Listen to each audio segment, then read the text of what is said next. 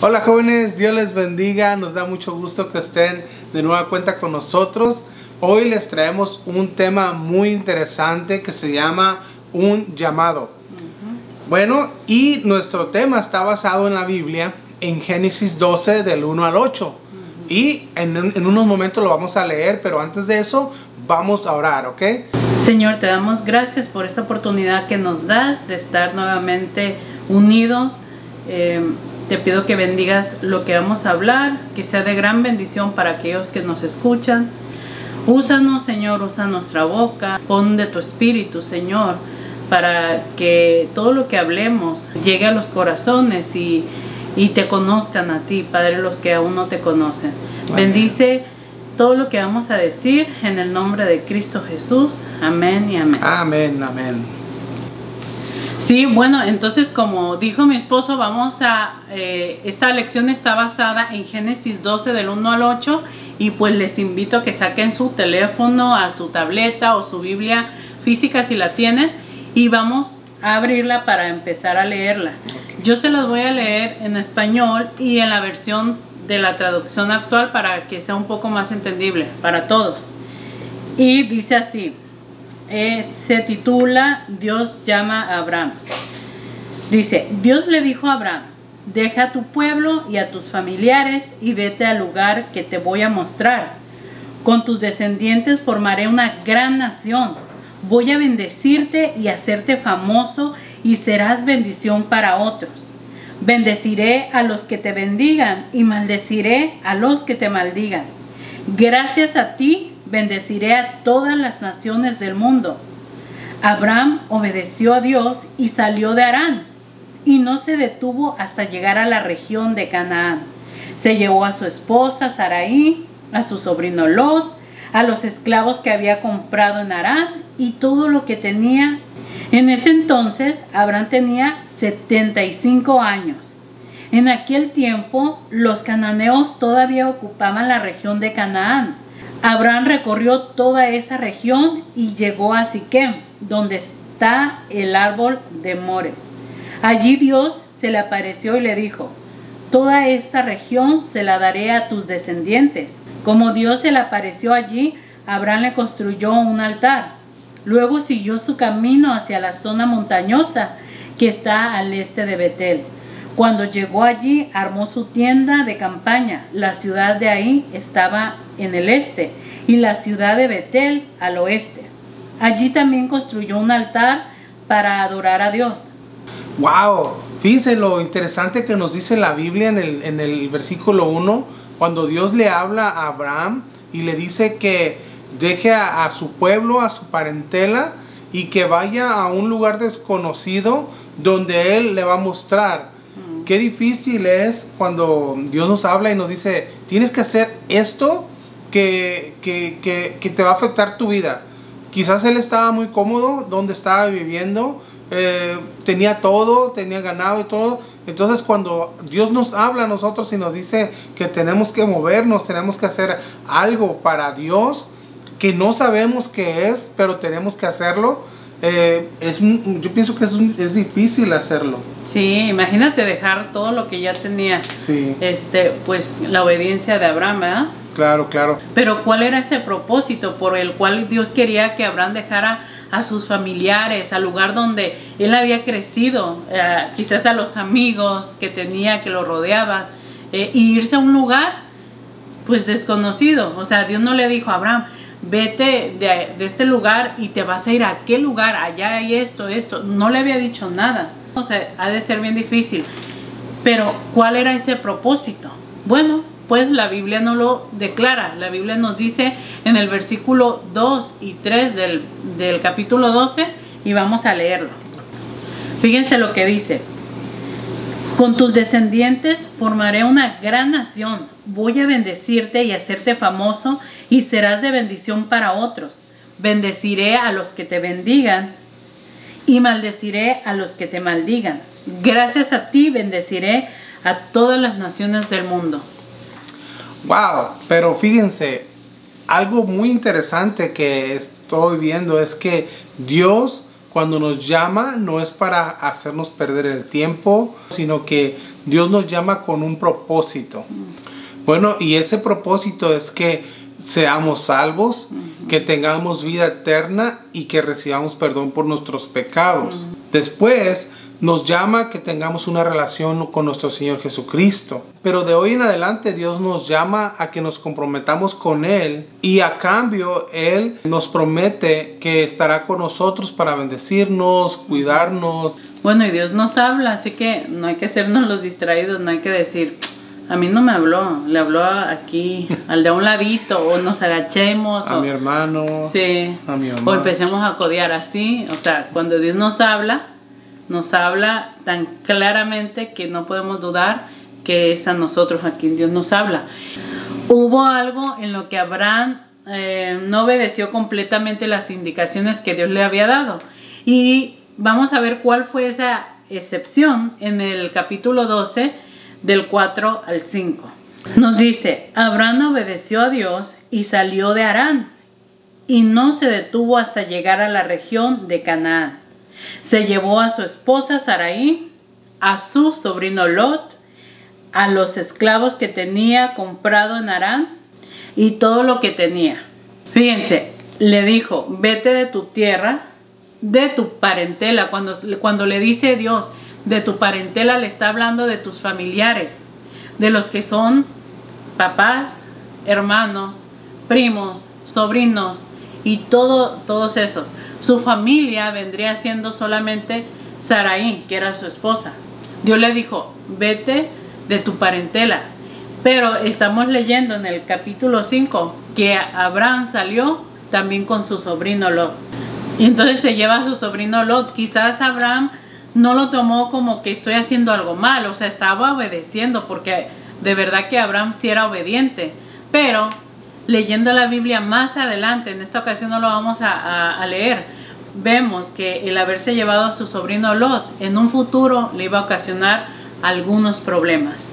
Ok, cuando Abraham continúa su viaje y nuevamente se le presenta a Dios y le aclara más las cosas, que entonces vamos a ver lo que Dios le dice a Abraham en el capítulo 12, 6 y 7. ¿Vamos a leer nuestra Biblia? Sí, porque pues todavía no sabía hacia dónde iba Abraham. O sea, Abraham obedeció a Dios, salió, pero no sabía hacia dónde. Entonces aquí vamos a descubrir qué es lo que le dice Dios. Ok, vamos a leer la Biblia. Entonces, en aquel tiempo, los cananeos todavía ocupaban la región de Canaán. Abraham recorrió toda esa región y llegó a Siquem, donde está el árbol de Moré. Allí Dios se le apareció y le dijo, toda esta región se la daré a tus descendientes. Como Dios se le apareció allí, Abraham le construyó un altar. Y bueno, lo que acabas de leer dice que Abraham recorrió toda la región de Canaán y llegó a la región de Siquem, donde estaba el árbol de Moré. Y dice que Dios le dijo, todo esto, toda esta región, te voy a dar a ti y a tus descendientes. Y como Dios se le apareció allí, dice que Abraham hizo un altar para Dios. El altar es un símbolo de comunión. Levantas un altar cada vez que te humillas delante de Dios, cada vez que lo adoras, cada vez que lo buscas en oración, cada vez que oramos por alguien más, estamos levantando un altar para Dios. Abraham levantó un altar porque ahí fue donde Dios le habló, donde Dios se le apareció. Ahora, nosotros estamos haciendo un altar cada vez, como les dije, cada vez que nos ponemos a solas con Dios y hablamos y le buscamos y oramos por los demás. Ahí estamos levantando un altar. Bueno, el altar es un símbolo de sacrificio también, ¿verdad? A veces Dios nos pide que dejemos algo.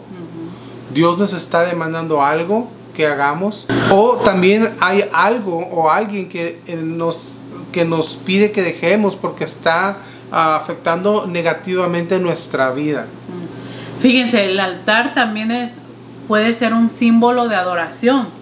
Es donde entregamos nuestras alabanzas, nuestra adoración, donde nos inclinamos delante de Dios, donde nos arrodillamos delante de Dios, delante de su presencia y reconocemos que todo lo que somos y todo lo que tenemos es por Él, es por su inmenso amor. Amén. Nosotros no tenemos lo que tenemos porque nos lo merecemos o porque somos buenos o porque lo hemos trabajado.